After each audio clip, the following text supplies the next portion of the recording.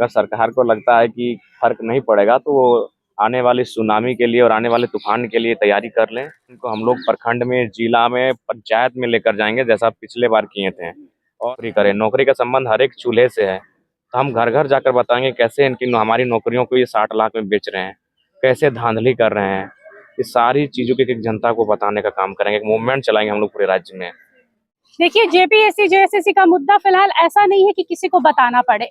जिसने शुरुआत की, आज वही पार्टी दो खेमे में बट गई है। एक और जहां छात्र है, दूसरी ओर जेएलकेएम के सुप्रीमो है देवेंद्र नाथ महतो हैं, जो 7 से अधिक दिनों से भूखे हैं।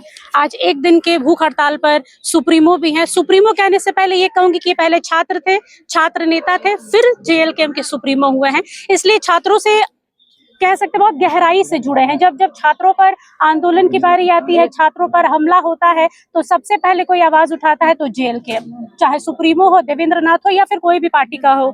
लेकिन आज एक दिन के अनशन से क्या लगता है जयराम दा कि कोई फर्क पड़ेगा सरकार को? देखिए, शुरुआत टुकड़ों में ही होती है। शुरुआत शून्य से 1 2 3 करके ही होती है।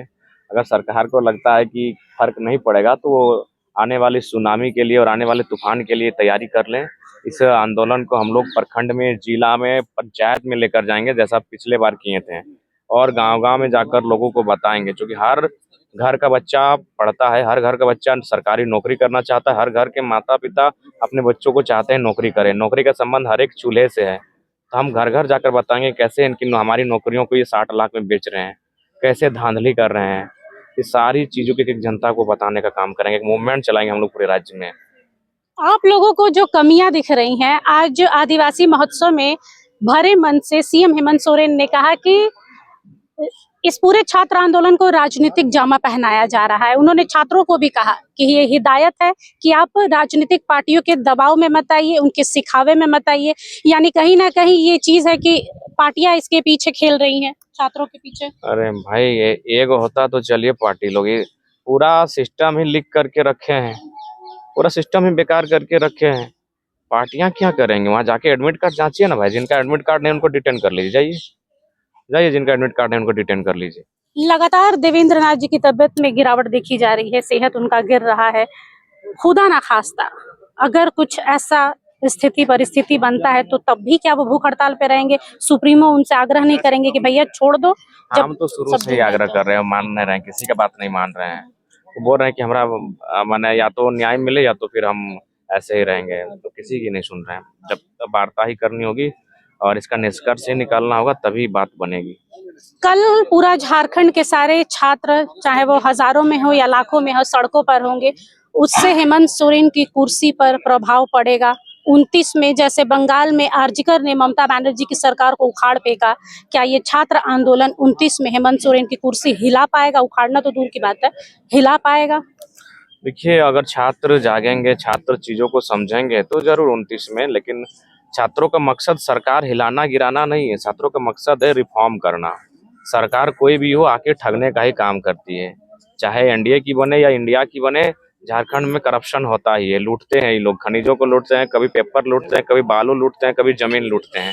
तो छात्रों की मांग किसी को कुर्सी में लाना या हटाना नहीं है, उनकी मांग है रिफॉर्म होना। और उसके बाद अगर मान के चलिए कुर्सी में बैठा व्यक्ति अगर नहीं काम कर पा रहा तो इस्तीफा देना चाहिए। हम लोग मांगते हैं उनका इस्तीफा। दो खेमा क्यों हुआ?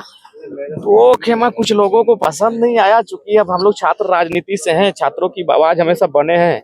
कार्यक्रम की शुरुआत हम ही लोग किए थे, मंच पंडाल सब हम ही लोग तैयार किए थे, सब ठीक था। लेकिन 29 तारीख को जब भीड़ ठीक ठाक हो गई तो कुछ लोगों को अच्छा नहीं लगा। उन्होंने छात्रों को कहा कि ये लोग पार्टी वाले हैं, और खुद उनको जहां ले गए वहां तो पार्टी का इंटरनली समर्थन ले ही रहे हैं। तो थोड़ा सा भ्रम उत्पन्न किया, लेकिन कोई बात नहीं।